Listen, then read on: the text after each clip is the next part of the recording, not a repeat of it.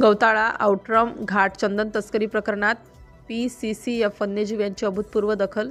मुख्य वनसंरक्षक प्रादेशिक छत्रपती संभाजीनगर यांना थेट चौकशीचे आदेश. गौताळा आउटरम घाट पाटणदेवी विभाग येथे झालेल्या चंदन वृक्षाच्या बेकायदेशीर कत्तली व तस्करी प्रकरणात क्राईम अँड करप्शन कंट्रोल असोसिएशनने दिलेल्या सविस्तर तक्रारीतील सर्व मुद्द्यांची माननीय प्रधान मुख्य वनसंरक्षक वन्यजीव महाराष्ट्र राज्य नागपूर यांनी थेट दखल घेत प्रकरणाच्या संपूर्ण चौकशीचे आदेश मुख्य वनसंरक्षक प्रादेशिक छत्रपती संभाजीनगर यांना दिले आहेत.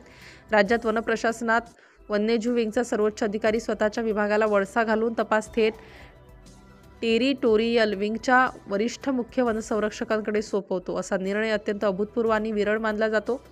तक्रारीतील गंभीर मुद्द्यांची उच्चस्तरीय नोंद. क्राईम अँड करप्शन कंट्रोल असोसिएशनने दिलेल्या तक्रारीत ज्या गंभीर अनियमितता नमूद केल्या होत्या त्या सर्व मुद्द्यांची नोंद वरिष्ठ अधिकाऱ्यांनी आदेशात स्पष्टपणे घेतली आहे.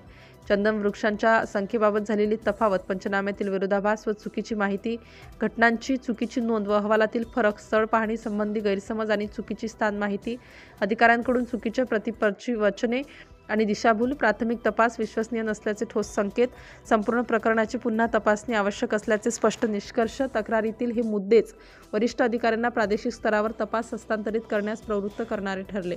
आता या संपूर्ण प्रक्रियेकडे बघताना मुख्य वनसंरक्षक प्रादेशिक छत्रपती संभाजीनगर या चौकशीला अत्यंत गांभीर्याने व तितक्याच कर्तव्यदक्षतेने कसे पार पाडतात याकडे सर्वच पर्यावरण प्रेमींचे लक्ष लागून आहे.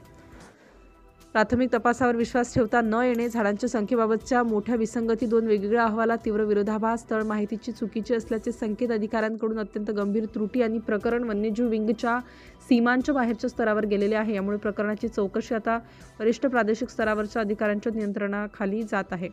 थेट चौकशी आदेश. पुढील प्रक्रिया आदेशानुसार. मुख्य वनसंरक्षक प्रादेशिक छत्रपती संभाजीनगर यांनी प्रकरणाची सखोल, निष्पक्ष आणि स्वतंत्र चौकशी करायची आहे. यामध्ये नोंदीची पुनर्पडताळणी, स्थळ निरीक्षणाचे पुनर्मूल्यांकन, पंचनाम्यातील विसंगतीची चौकशी, सर्व संबंधित अधिकाऱ्यांची जबाबदारी निश्चित करणे आणि संपूर्ण तपासाची नव्याने उभारणी व सर्व प्रक्रियांचा समावेश आहे.